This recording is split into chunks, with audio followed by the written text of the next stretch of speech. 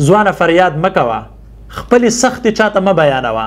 څومره پورې دي چې په ځان باندې اعتماد دی، د اعتماد مطابق تا ته میلاویږي په دې دنیا کې. په دې خبره ځان پوهې که. سیلف بیلیف ټوله لوبه د سیلف بیلیف ده. ستا په ځان څومره یقین دی د هغې مطابق به ته ښه ژوند تیرې.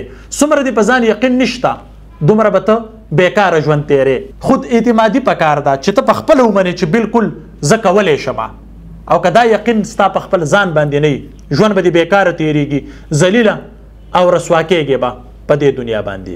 یاد ساتئ یو سړی د سرکس په لاره باندې تیریږي، یو ساده سړی دی، پوښتنه کوي د سرکس د مالک نه چې تاسو دومره زیات هاتیان ساتلی دي او یو زنځیر هم ورته اچولی دی او یو وړوکی موږی دی، دې څنګه ځان نه کولاوي؟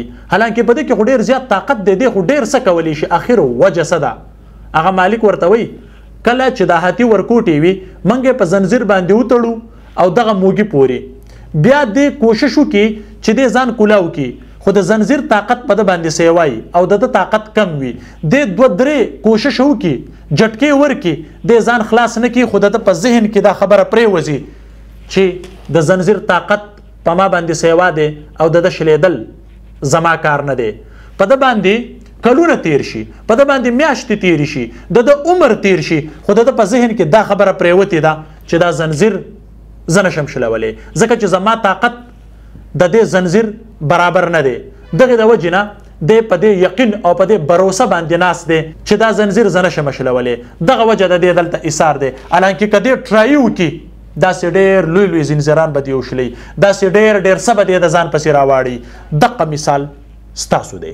ته په ژوند کې ډېر څه کول غواړې خو ته په خپل ځان باندې یقین نه ساتې، او دا کله کیږي کله چې ته ناکامۍ طرف ته لاړ شي او بیا راپاسې فایټ وکړې، بیا ناکامه شي، بیا فایټ وکړې، خو چې دا خبره ستا په ذهن کې پرته وي چې زه څه کولی شم، هغه د چا پلار هم نشي کولی. ته ګوره چې ته په ژوند کې څومره په مخکې وړاندې تللی شي. تاسو وګورئ کرکټ دی لوبې ته شاهد افریدي غونده کې یو بیټسمین چې د دنیا تیزترین بالران راځي او دې پې چکه لګوي، ته به وایې دا چېرته ویډیو گیم دی، خو نه، هغه په هغې باندې ټرای کړي. د هغې نه مخکې د میچ نه مخکې د لوبې نه مخکې د 200-300 باله وهلي دي په مختلف انګلو باندې، او دا دته یو عام عادت جوړ شوي چې دا زه کولی شم. دی ځکه خود اعتماد او دی به ولاړو او یو بالر به د خپې نه شوی ټینګولی. همدغه رنګې که ته په ژوند کې مخکې تلل غواړې او د ځانه څه جوړې، بار بار ته ټرای وکړه، یقین وکړه په دنیا کې داسې طاقت نشته چې تا مات کړي. ډېر څه ته کولی شي خو ته په خپل ځان باندې یقین نشې کولی.